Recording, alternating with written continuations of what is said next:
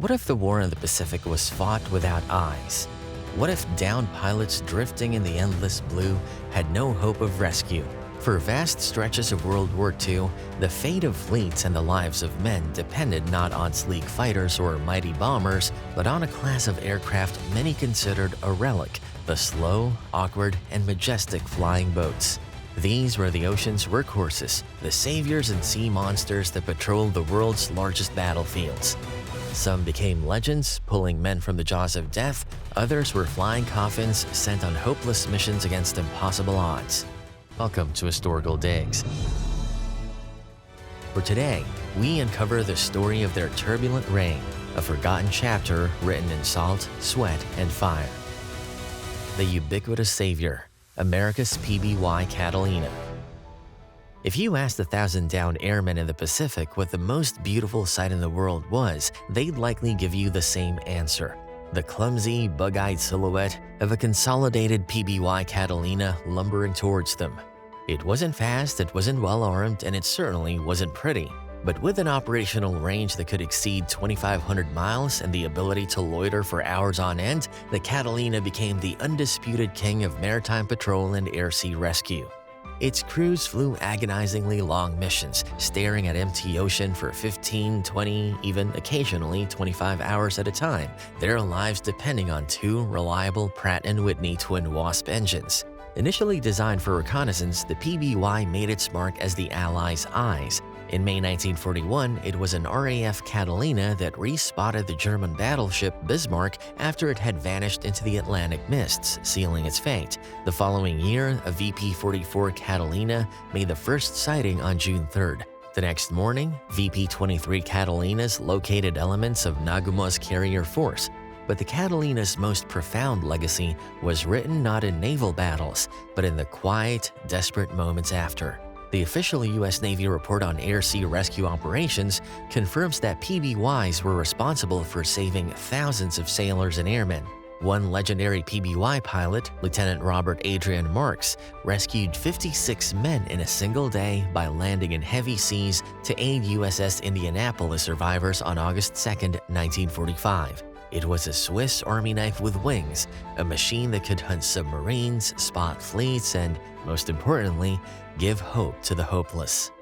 Before we continue, make sure to like and subscribe to Historical Digs. Your support keeps history's forgotten warbirds flying, not in the skies, but in memory.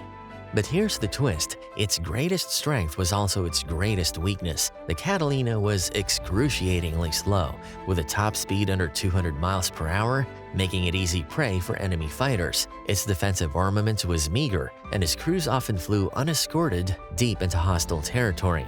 According to the U.S. Naval Aviation Combat Statistics from World War II, combat losses for patrol squadrons were significant, a grim testament to the risks they took. They were vulnerable, they were antiquated, but they were always there. The Catalina wasn't a weapon of conquest, it was a lifeline, a slow-moving, unglamorous symbol of salvation in a war that offered very little.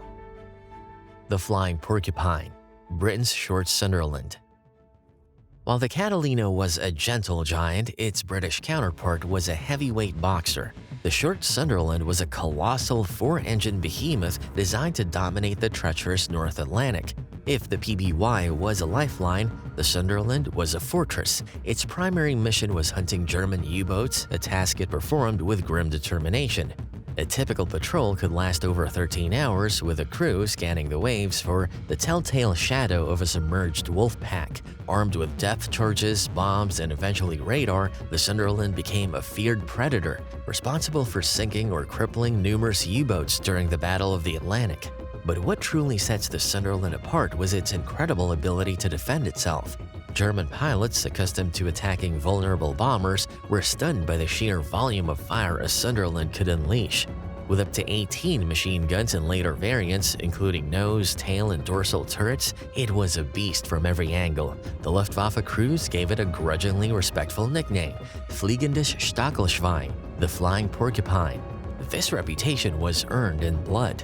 In one of the most famous encounters of the air war, a Sunderland from No. 461 Squadron RAAF was attacked by 8 Junkers Ju-88 heavy fighters over the Bay of Biscay on June 2, 1943. Outnumbered and outgunned, the Sunderland's crew fought a furious, prolonged running battle. They claimed 3 destroyed and more damaged. Post-action tallies recorded approximately 400 hulls.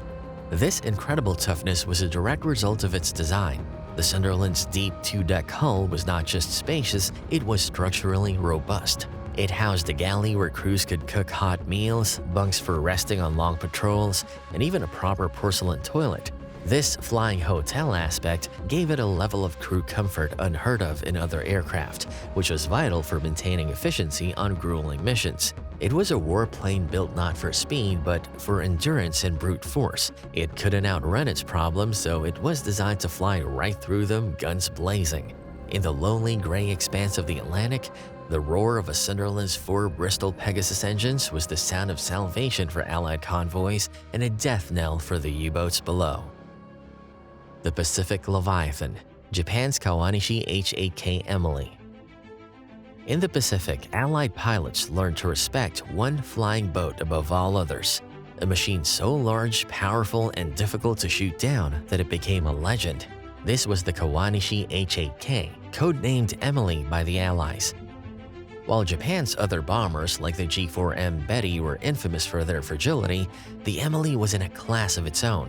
It was one of the best, if not the best, flying boat of the Second World War.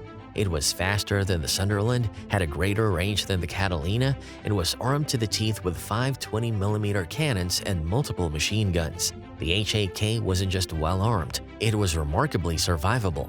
Unlike most Japanese aircraft, its design incorporated features that were standard on Allied heavy bombers, extensive armor protection for the crew, and most critically, self-sealing fuel tanks. Allied reports noted that its heavy defensive fit and protected fuel system could absorb considerable fire. Post-war analyses documented its armor plates and unusually thick self-sealing tanks with a CO2 system. It often took a concentrated, coordinated attack to bring one down, and underestimating it could be costly. Its performance capabilities allowed the Imperial Japanese Navy to use it for audacious long-range missions that few other aircraft, especially flying boats, could attempt. On the 4th of March 1942, 2 H-8Ks staged via French frigate Shoals and bombed Oahu in Operation K, flying over 3,000 miles round-trip, the longest 2-plane bombing mission to that date. While the attack itself was militarily insignificant due to poor weather, it was a stunning demonstration of the aircraft's incredible reach. The Emily was a true sea monster, a strategic weapon that could roam the vast Pacific with confidence in the early years of the war. It was a masterpiece of aeronautical engineering, a leviathan that embodied the ambition and technological prowess of an empire at its peak. But, like that empire, its dominance was fleeting, a brilliant flash in a war that would ultimately consume it.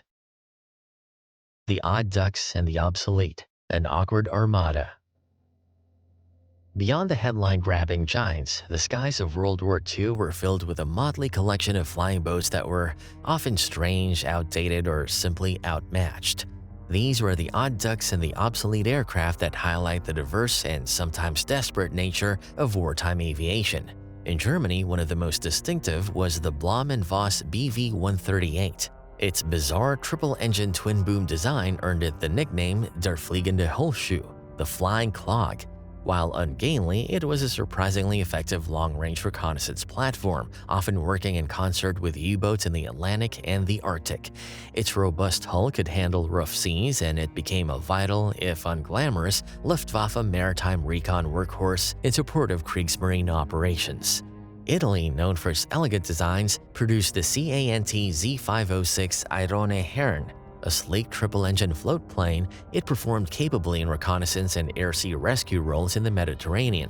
However, its wooden construction made it highly vulnerable to cannon fire, and like many Italian aircraft, it was underpowered and lightly armed, rendering it obsolete as the war progressed. Meanwhile, Britain still fielded biplane flying boats like the Supermarine Walrus, an awkward-looking machine with a single pusher engine, seemed like a relic from another age. Yet it was an indispensable workhorse.